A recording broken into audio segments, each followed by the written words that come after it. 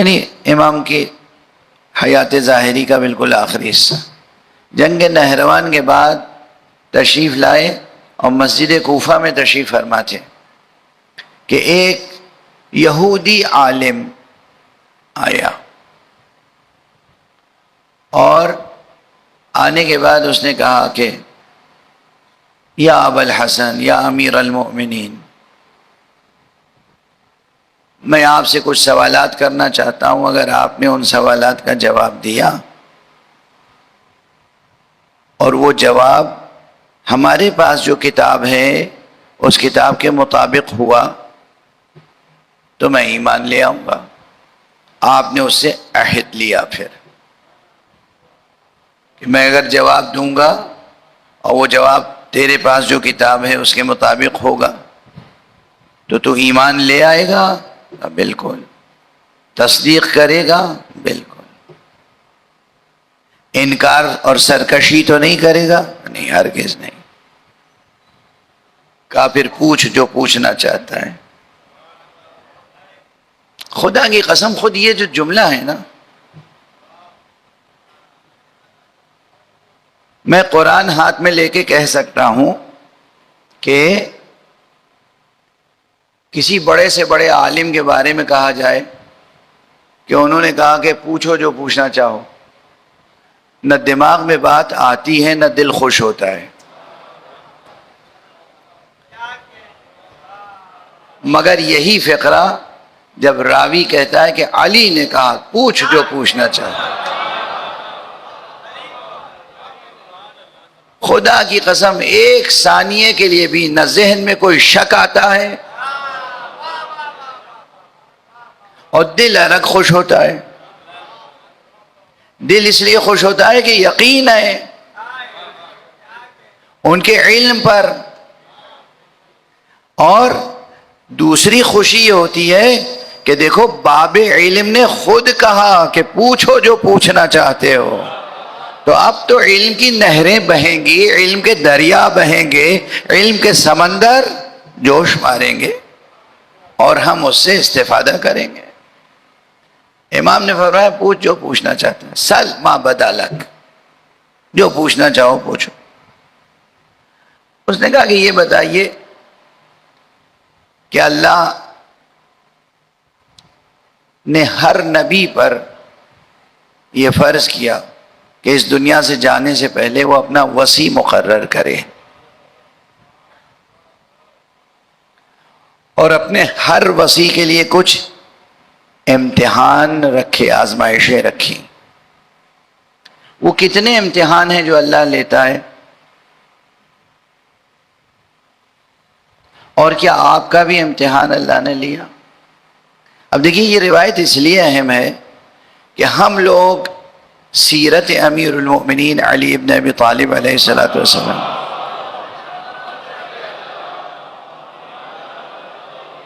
پڑھتے ہیں، مطالعہ کرتے ہیں، اور ہمارے خطبہ، ادباء، شعراء، علماء اپنے اپنے زاویہ نظر سے کسی واقعے کو اہمیت دیتے ہیں، کسی واقعے کو زیادہ اہمیت نہیں دیتے.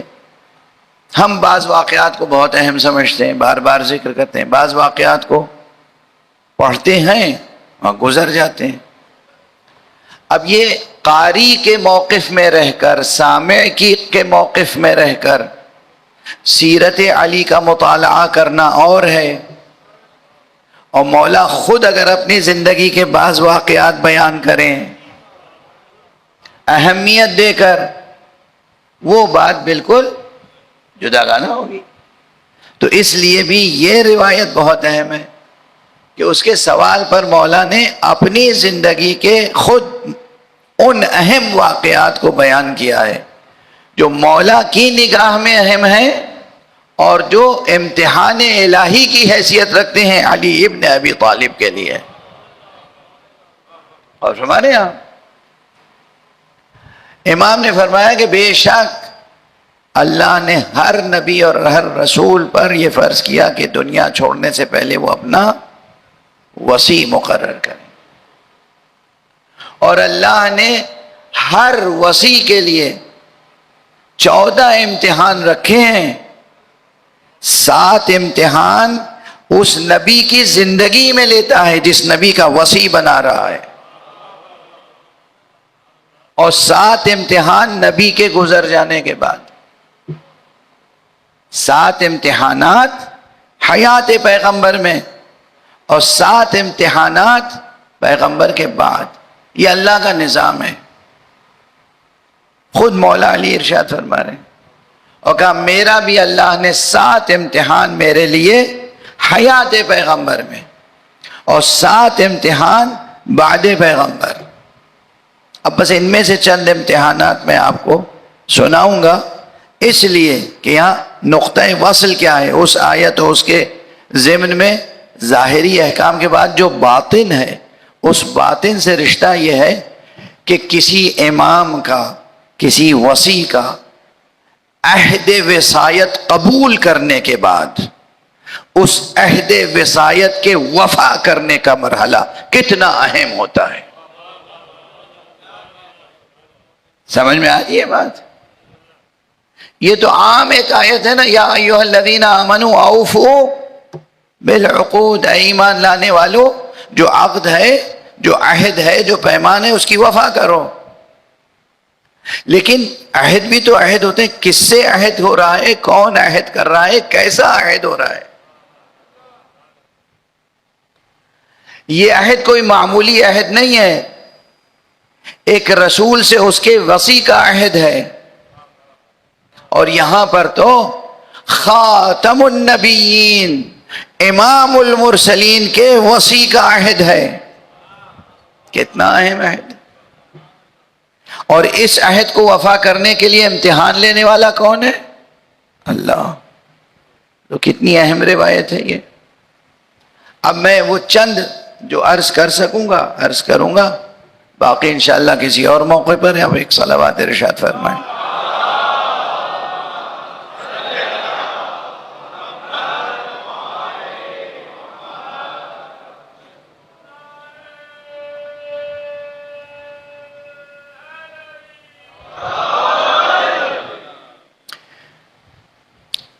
اس نے کہا جی آپ نے بالکل درست ارشاد فرمایا، میری کتاب میں یہی لکھا ہوا ہے کہ اللہ 7 امتحان لیتا ہے حیات پیغمبر میں اور 7 امتحان لیتا ہے بعد پیغمبر. تو یہ تو بات آپ نے صحیح ارشاد فرمائی. اب ترتیب وار آپ بیان کریں، عنایت فرمائیں کہ آپ کے کیا کیا امتحانات اللہ نے حیات پیغمبر میں لیے ہیں. آپ نے فرمایا دیکھو پہلا امتحان یہ تھا کہ جب اللہ نے حکم دیا اعلان نبوت کا تو رسول نے پورے خاندان کے لوگوں کو بلایا. اس میں بوڑھے بزرگ بھی تھے، جوان بھی تھے، بچے بھی تھے. میں سب سے چھوٹا تھا اور میں تو رسول کی خدمت میں رہا کرتا تھا. سب سے چھوٹا تھا اور ان کی خدمت میں رہا کرتا تھا. اب دیکھیے گا یہ عموماً فضیلت بیان ہوتی ہے، ہم سب واقف ہیں جس زاویے سے مولا ارشاد فرما رہے ہیں، تاکہ عام انسان بھی غور کرے اگر وہ انسانی زاویے سے سوچنا چاہتا ہے. ایک ہوتا ہے الہی زاویہ کہ آپ یقین رکھتے ہیں، ہم ایمان رکھتے ہیں علی پیدا ہی ہوئے تھے. علی زندگی کا ہر لمحہ ان کا بلند تھا، بالا تھا، معصوم تھے، بحیثیت امام ہی ولادت ہوئی تھی. یہ سب ہمارا عقیدہ یہ اپنی جگہ درست ہے، اس میں کوئی مبالغہ نہیں ہے. لوگ آج کل یہ کہتے ہیں نا یہ مبالغہ ہے اور یہ مبالغہ، کوئی مبالغہ نہیں، سب صحیح. لیکن عام انسان کو کس طرح ان کی فضیلت سمجھائیں گے؟ عام زمینی انسان وہ تو زمین پر رہ کر ہی سوچ سکتا ہے نا. تو عام انسان یہ عام حالات کیا ہوتے ہیں؟ اگر کسی خاندان یا قبیلے کے سارے لوگ کسی کے مخالف ہوں تو کسی ایک 10 برس کے بچے کی مجال ہوگی جو ان تمام پورے خاندان کے مقابلے میں کھڑا ہو جائے.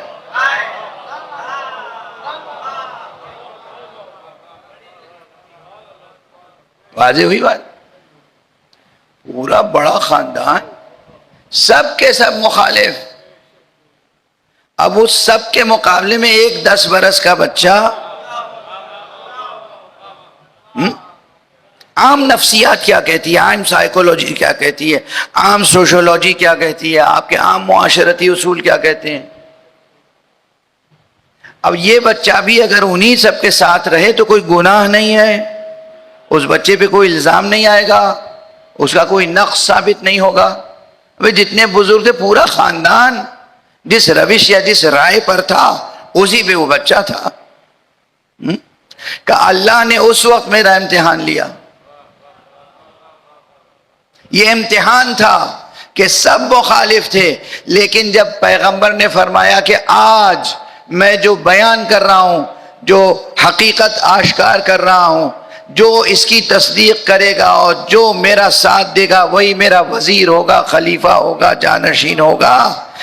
ایک ثانیے کے لیے بھی بقدر چشم زدن بھی میرے دل میں نہ شک آیا، نہ وہم آیا، نہ تأمل آیا، بے اختیار میں نے رسول کی تصدیق کی.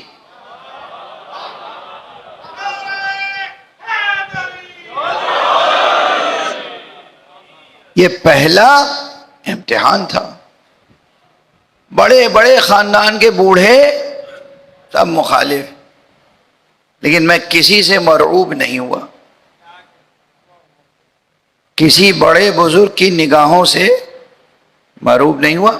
میں نے حق کو حق کہا اور اس پر قائم رہا.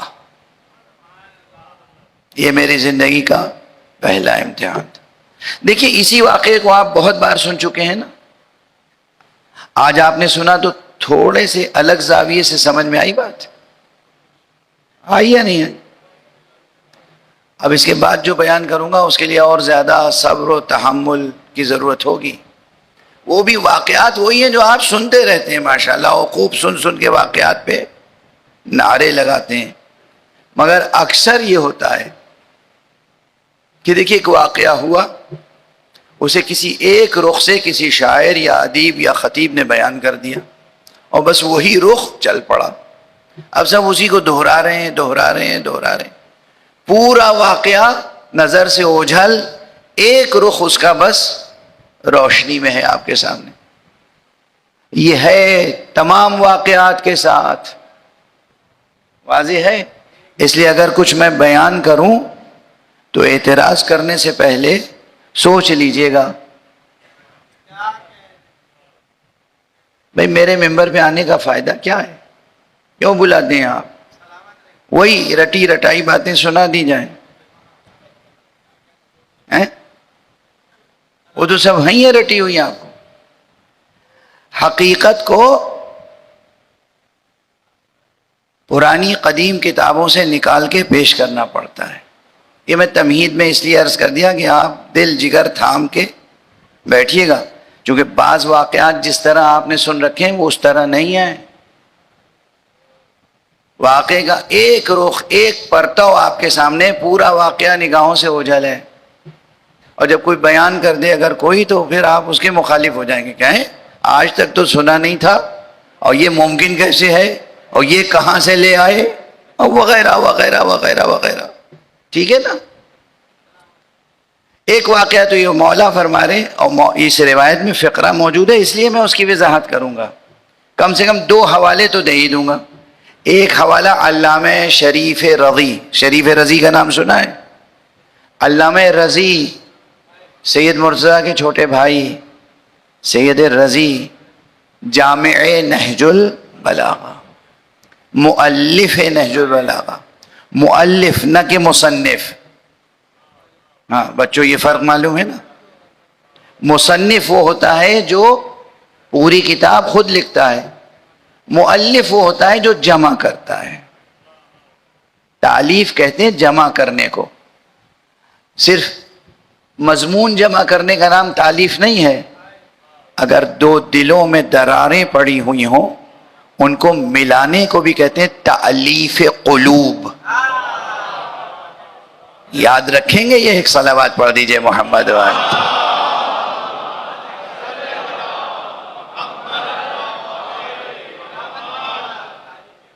تالیف قلب، تالیف قلوب، دلوں کو ملانا، دلوں کو جمع کرنا، دل جیتنا، تالیف قلب، ٹھیک ہے نا؟ واضح رہے گا یہ بھی ضمناً، اور یہی سب سے بڑا کارنامہ ہے۔ بعض عرفا کا یہ مقولہ ہے، مصرع ہے مشہور، دل بے دستاور کے حج اکبر است۔ دل جیتو لوگوں کے، یہی حج اکبر ہے، یہ حج اکبر ہے۔ دل میں کینہ، حسد، بغض، نفرت لے کے گئے بھی اگر آپ مکے تک، اور کعبے کا طواف بھی کیا اور سعی بھی کی اور قربانی بھی کی اور سب کچھ کر کے حجر اسود کو بوسہ دے کے آئے، تب بھی دل روشن نہیں ہوگا، سیاہی رہے گا۔